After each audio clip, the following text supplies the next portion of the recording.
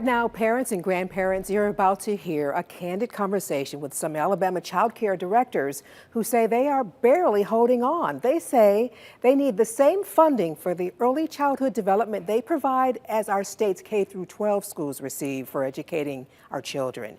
It's part of the recent Status of Child Care report.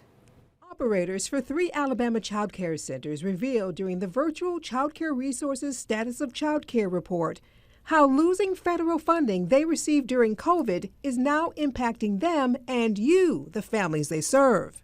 We will see teachers leave the field. Child care workforce stabilization grants injected millions of dollars to keep employees motivated, which in turn meant millions of women could return to the workforce. So full-time teachers got $3,000 every quarter, and part-time teachers got $1,500 a quarter. And when Congress allowed the money to run out September 30th, so did a number of workers. And getting more employees is now a big challenge. When we say, okay, you don't have experience, we're willing to train you, we're willing to do this, but we're going to have to start you off at this.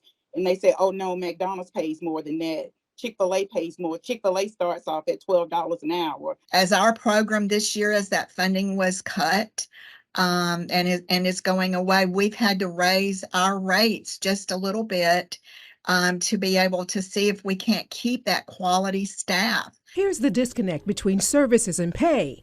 Research shows early childhood development is crucial between the ages of 0 and 3 years old. We are still educators. We're not babysitters. We know that the majority of the brain, 85%, is developed in that birth to 3 years old. So we make a difference, not just for now, but forever. We're the thing that props up our economic system. It's the early care and education community that supports the rest of the workforce.